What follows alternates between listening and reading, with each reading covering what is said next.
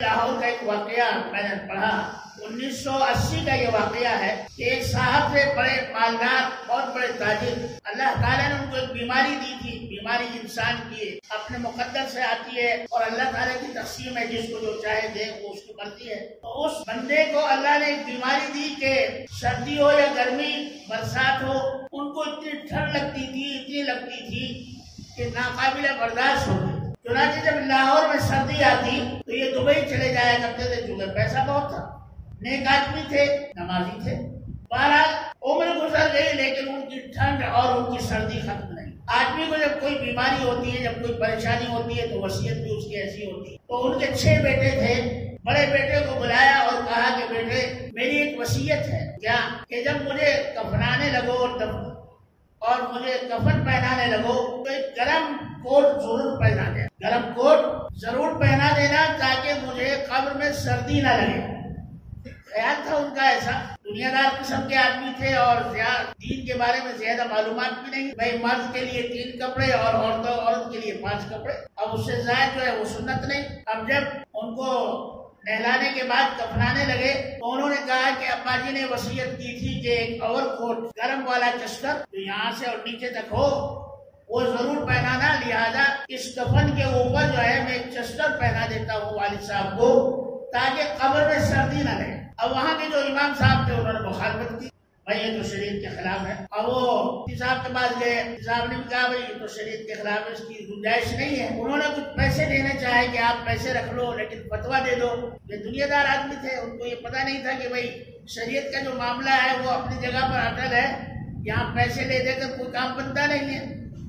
چنانچہ جب سارے علماء نے اور مفتیان کرام نے منع کر دیا کہ بھائی اوور کوٹ نہیں پہنا سکتے، بغیر اس کے ہی آپ کفنائیں تو بہتر ہے. تو انہوں نے کہا کہ ہم ایسا نہیں کریں گے، ہم اپنے والد کی وصیت کو ضرور پورا کریں گے. حالانکہ اتنا بڑا مسئلہ نہیں تھا، اگر اوور کوٹ پہنا کر بھی ان کو دفناتے تو بھی کوئی گناہ نہیں تھا. لیکن وقت کی بات ہے، اس سمجھ میں بات نہیں آئی.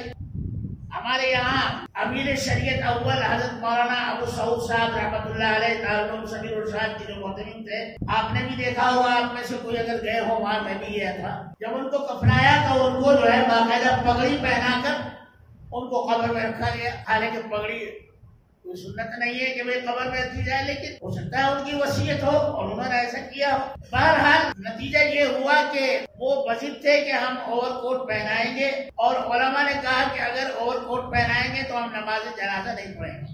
ایسے معاملات میں شیطان بہت جلدی رختہ ڈالتا ہے. اب انہوں نے اوور کوٹ پہنا دیا اور کہا کہ ہم اپنے والد کی نماز جنازہ خود پڑھ لیں گے، کوئی امام پڑھائے یا نہ پڑھائے. وہ بھی صحیح تھا.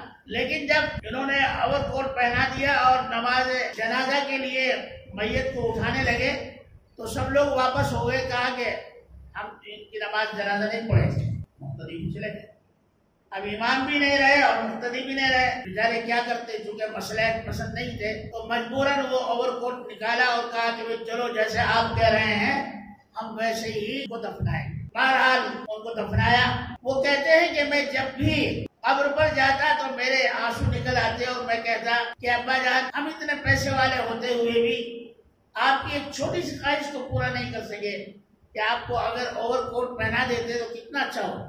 حالانکہ اس کی اہمیت کچھ نہیں. اگر قبر میں آدمی جنتی ہے اللہ تعالیٰ اس کا عیش و آرام وہاں عطا فرما دیتے ہیں، اوور کوٹ کی ضرورت نہیں. ان کو پتہ ہی نہیں تھا اس بات. بہرحال جب بھی جاتے تو شرمندگی سے ان کی آنکھوں میں آنسو آ جاتے اور کہتے ابا جان ہم سے بڑی بھول ہوئی، ہم آپ کی ایک وصیت بھی پوری نہیں کر سکتے. اس طرح سے جو ہے کئی سال گزر گئے. ایک مرتبہ ان کے بڑے لڑکے کہتے ہیں کہ میرے خواب میں ابا جی تشریف لائے. میں کھڑا ہو گیا. میں نے کہا کہ ابا جی آپ کا تو انتقال ہو گیا تھا، پھر آپ کیسے آ گئے؟ انہوں نے کہا کہ میں کچھ بات کرنے کے لیے آیا ہوں. لڑکے نے کہا کہ ابا جی ہم تو شرمندہ ہیں کہ ہم نے آپ کی چھوٹی سی وصیت بھی پوری نہیں کی اور ایسے ہی آپ کو دفنا دیا. تو انہوں نے کہا کہ چھوڑو اس بات کو، اب یہ قصہ پرانا ہو گیا ہے اور یہ دنیا ہی تک تھا. بس اب میں تمہیں کچھ بتانے کے لیے آیا ہوں.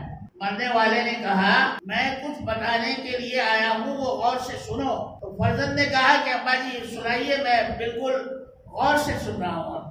مرحوم نے کہا خام میں آپ لوگ میرے 6 بیٹے ہیں اور ہر بیٹا کروڑ پتی ہے، لیکن میرے کسی کام کا. کیوں؟ اس لیے کہ تم بے عمل ہو. اگر تم کو دین کا علم ہوتا اور تم قرآن پڑھتے اور پڑھاتے اور نیک کام کرتے اور اپنے مال کو اللہ کی راہ میں خرچ کرتے تو یقیناً میرے لیے تم لوگ کامیاب تھے اور میرے کام آئے۔ لہذا میں تمہیں یہ بتانے آیا ہوں کہ میرے 6 بیٹے کروڑ پتی ہیں لیکن میرے لیے بیکار ہیں۔ اتنا مال اور اسباب میں چھوڑ کر گیا، آخرت میں قبر میں کوئی کام نہیں آیا۔ انہوں نے کہا ابا جی یہ تو عجیب بات ہے۔ کہا کہ ہاں 2 چیزیں میرے کام آ رہی ہیں۔ ایک تو یہ کہ میں نے اپنی بھانجی کو MBBS کرایا تھا اور وہ ہفتے میں 2 دن غریبوں کو فری دوا دیتی ہیں، اس لیے اس کا ثواب مجھے پہنچتا ہے۔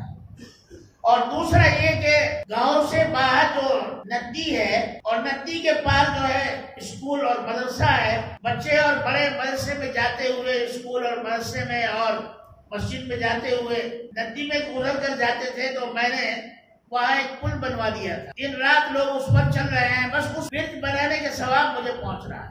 یہ 2 ثواب مجھے پہنچ رہے ہیں، باقی کوئی ثواب مجھے اپنی اولادوں کی طرف سے نہیں پہنچا۔ انہوں نے کہا بیٹے میری بات غور سے سن لو۔ انہوں نے کہا ابا جی سن رہا ہوں۔ کہا کہ مال اور اولاد وہ اچھی ہے جو دنیا سے لے کر آخرت تک کام آئے، یعنی ایسی اولاد چھوڑ کر جاؤ جو تمہارے لیے صدقہ جاریہ بنے، ان کے نیک اعمال تمہاری قبروں میں پہنچے، اور وہ جو خرچ کریں وہ خرچ کرنے کا ثواب ان کو تو ہے ہی، لیکن ان آپ کو بھی اس کا ثواب آخرت میں پہنچے۔ اسی لیے حضور علیہ السلام نے ارشاد فرمایا کہ مال اور اولاد یہ انسان کے باقیات میں سے، اور اولاد باقیات الصالحات میں سے ہے، یعنی ایسی نیک اولاد چھوڑ کر جاؤ جو تمہارے لیے قبر میں اور آخرت میں نور اور نورانی اور نور کا سرچشمہ بنے، اور ایسا مال چھوڑ کر جاؤ کہ جو تمہارے لیے بعد میں کام آئے۔